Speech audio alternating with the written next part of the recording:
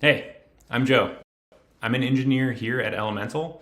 I'm going to go over a few considerations for you to keep in mind as you're making your migration from Airflow to Dagster.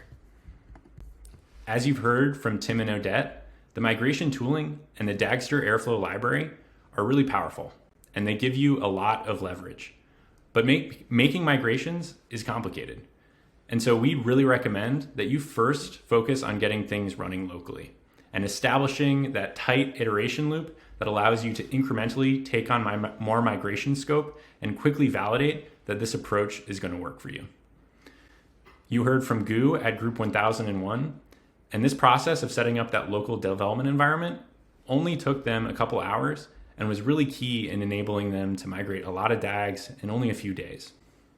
Secondly, make sure you're the right person for this job.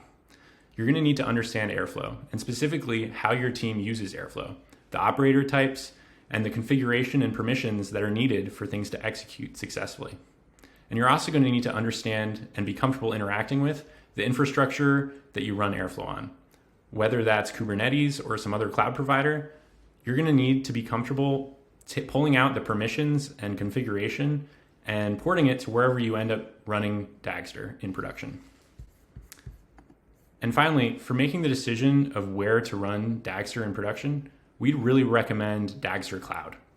The serverless deployment option is going to be amazing if you're a team that doesn't want to manage their own infrastructure or isn't comfortable managing their own infrastructure.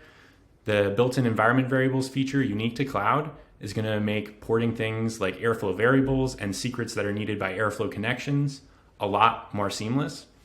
The built-in CI/CD is going to let you not have to worry about how to make and distribute deployment artifacts.